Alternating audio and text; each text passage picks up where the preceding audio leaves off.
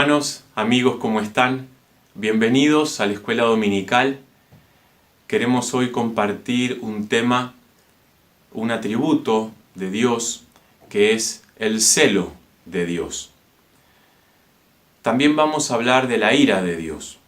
Pero primero me gustaría que dijéramos algunas cosas muy importantes acerca del celo.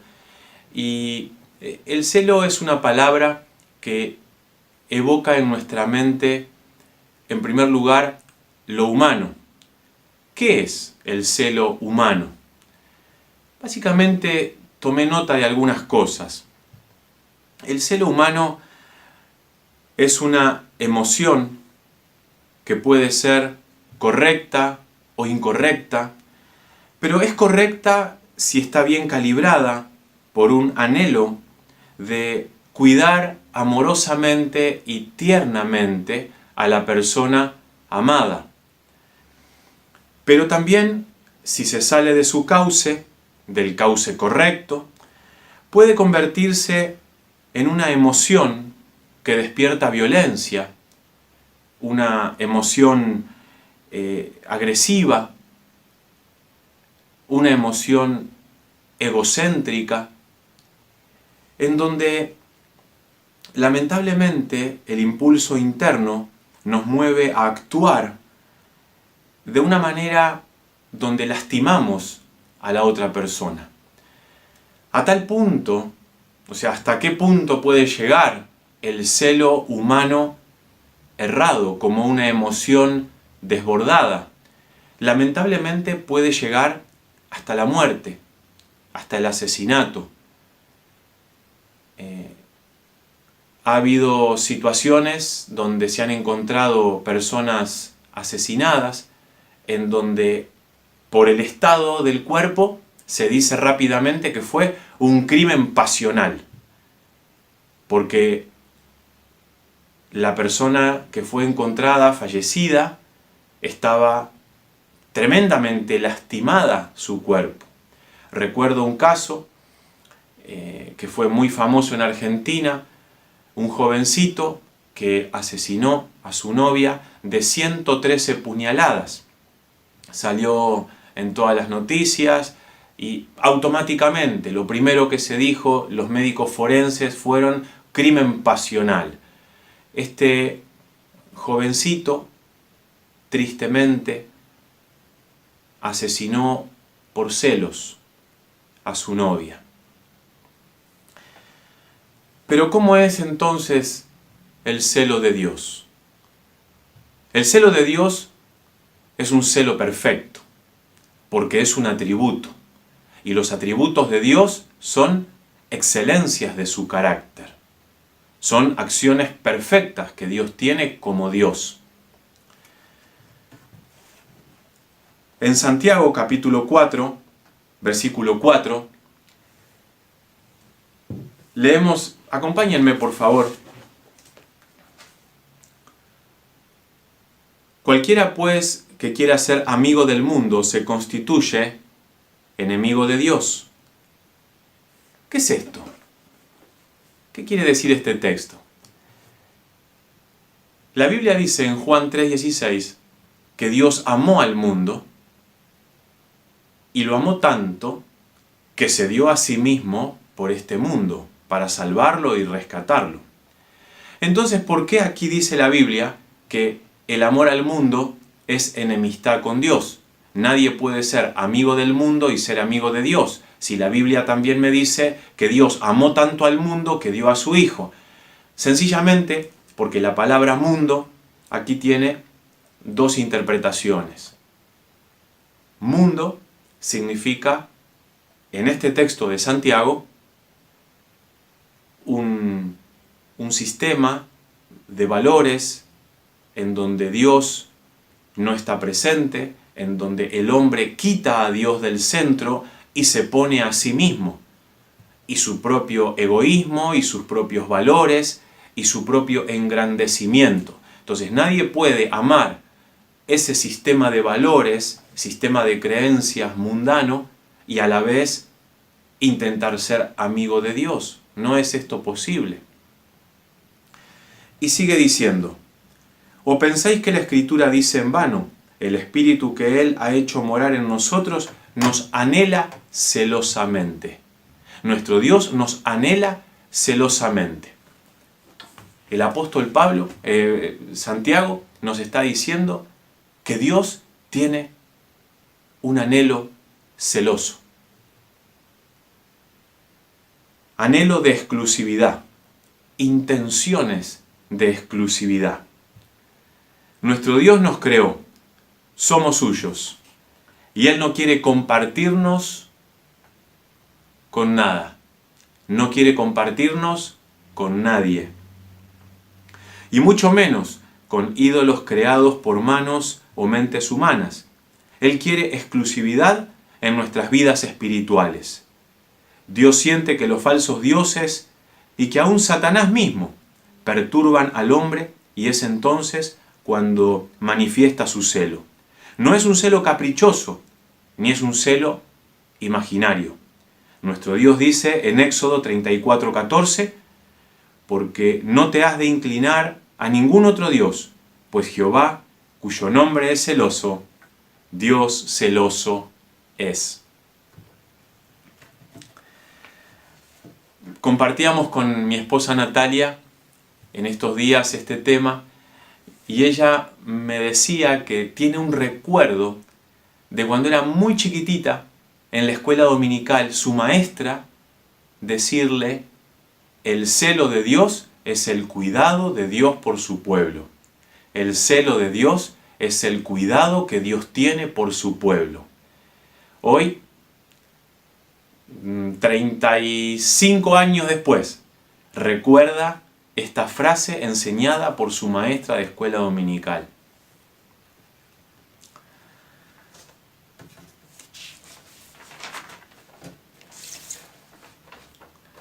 O celo con celo de Dios, le dice el apóstol Pablo a los hermanos de Corinto.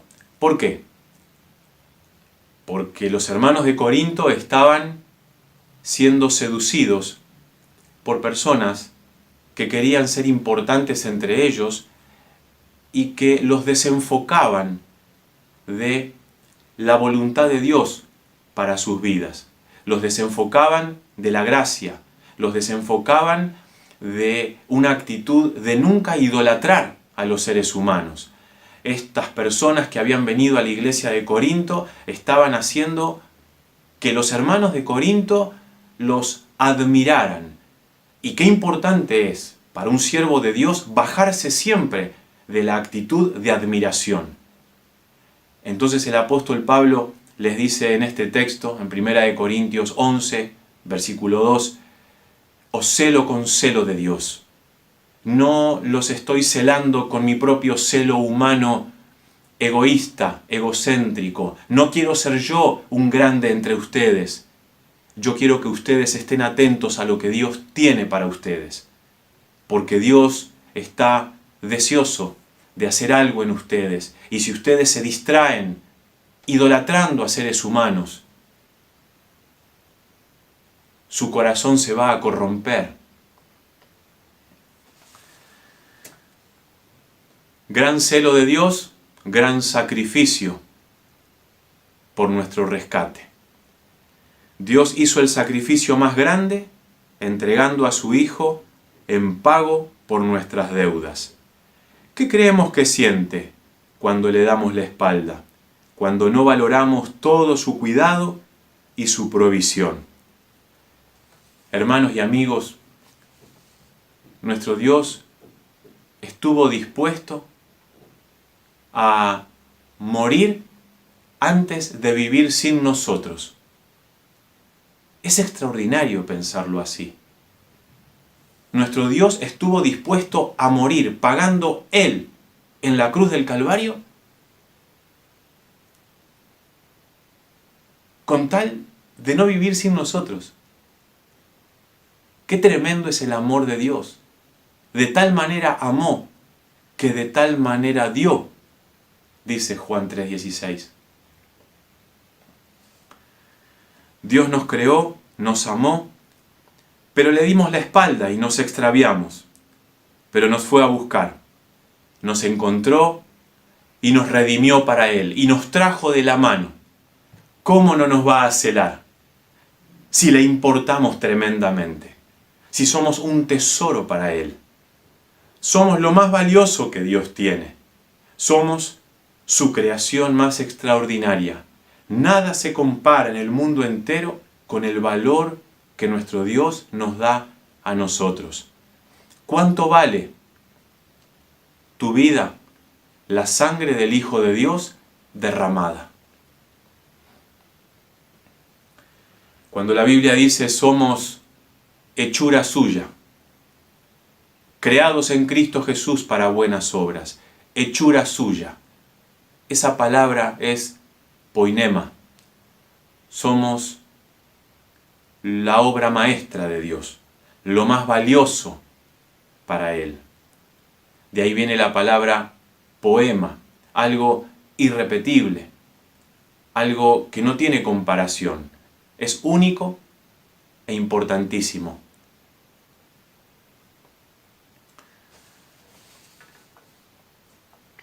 Él tiene poder sobre nuestras existencias, porque nos creó, nos adoptó y nos compró a un precio de sangre. Somos suyos. Ama a sus hijos, ama su creación, nos ama profundamente. El tema importante de la ira de Dios. Otra vez uno piensa en la ira humana y en la ira divina. La ira humana. La ira humana es un sentimiento potente, interno. Es una reacción de enfado. Es un enojo muy fuerte. Suele tener motivaciones egocéntricas en el ser humano.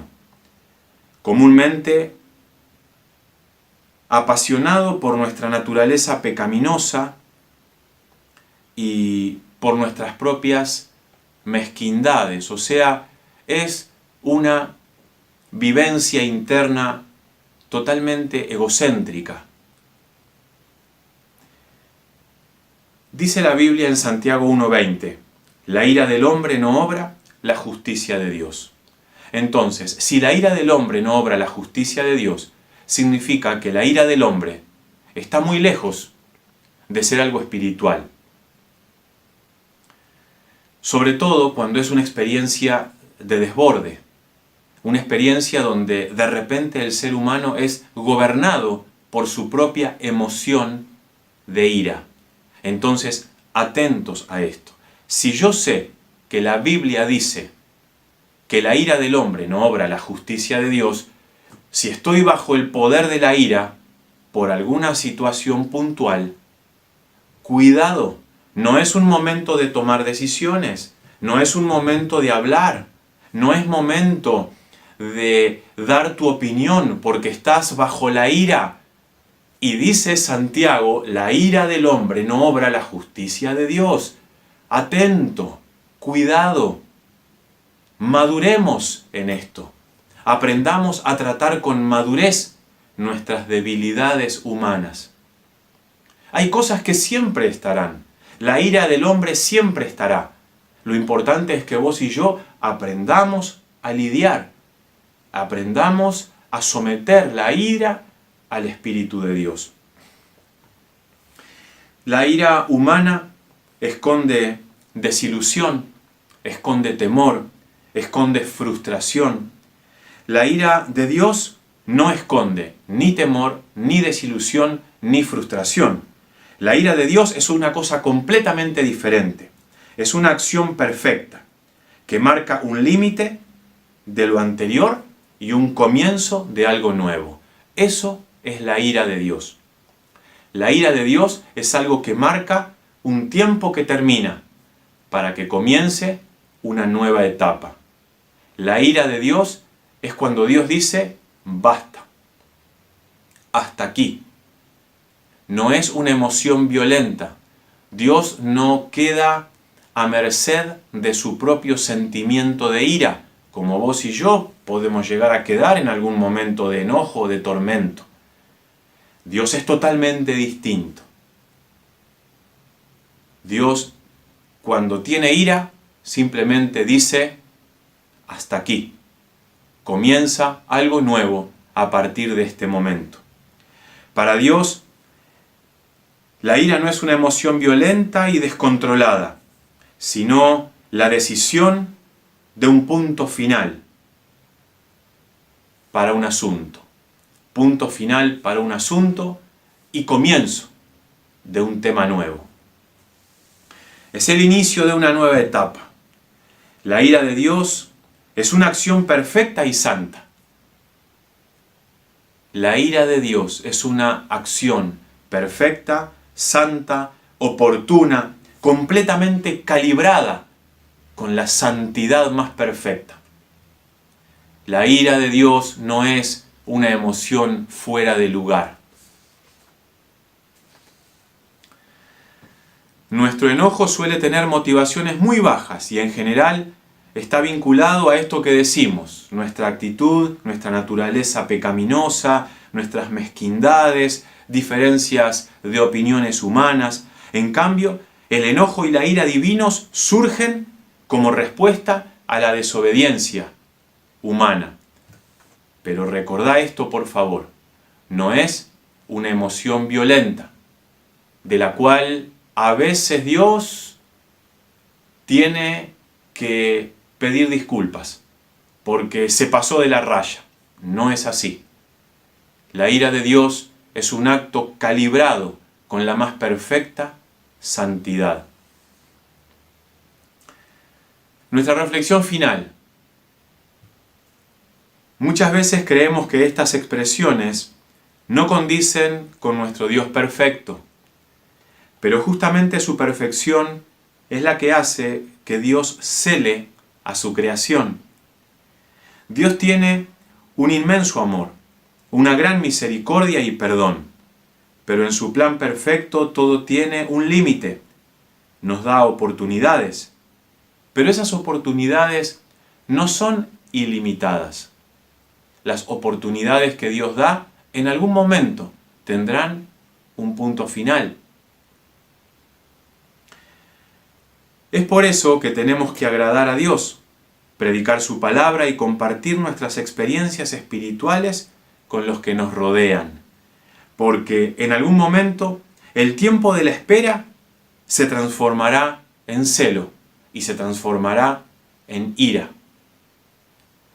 Insistimos entonces, el celo de Dios es el anhelo de Dios de proteger, de exclusividad, de posesión. Dios te cela porque te ama y te cuida y te protege de todo lo que te hace daño, te lo dice, te lo advierte, te da el testimonio del Espíritu Santo para que cuentes con eso, para poder decidir y moverte en la vida cotidiana. Y la ira de Dios es una acción justa, equilibrada, que simplemente pone fin a una etapa para comenzar con una nueva etapa. Esa acción de Dios es una acción santa, es una acción perfecta, es una acción justa y equilibrada. Vamos a orar. Querido Señor, te damos gracias por tu palabra.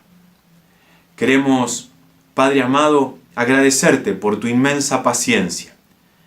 Te pedimos, Señor, que prolongues tu misericordia sobre nosotros, que demores todavía un tiempo tu juicio y tu ira, para que todas las personas del mundo puedan conocerte, puedan entrar a la vida eterna en tus manos y en comunión contigo. Aceptamos tus decisiones y tus tiempos porque son perfectos.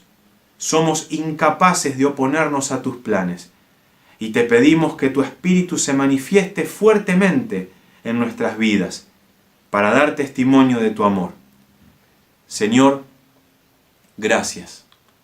Gracias por estar a nuestro lado, por enseñarnos, por iluminar nuestra mente con tu carácter y con tu palabra. En el nombre de Cristo Jesús. nuestro único y suficiente Salvador. Amén. Amén. Hermano querido, Dios bendiga tu vida. En unos minutos más vamos a estar en nuestro culto general dominical.